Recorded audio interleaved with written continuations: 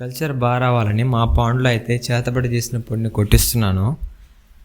చెప్పింది నిజం అనుకుంటారేమో, కాదండి. ప్రజెంట్ ఇక్కడ చెల్లుతున్నది అయితే సల్ఫర్ ఆక్సిడేషన్ బ్యాక్టీరియా అంటారు.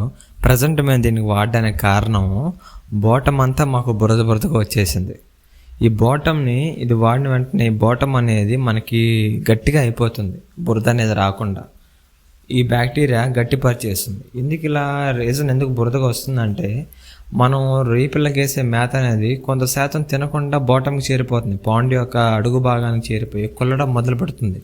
ఈ కొల్లడం వల్ల ఒక రకమైన బ్యాక్టీరియా అనేది మనకి పాండ్లోకి రావడం జరుగుతుంది. ఈ బ్యాక్టీరియా కారణంగా బ్లాక్ గిల్ డిసీజ్ అనేది రొయ్యపిల్లలకు వస్తుంది.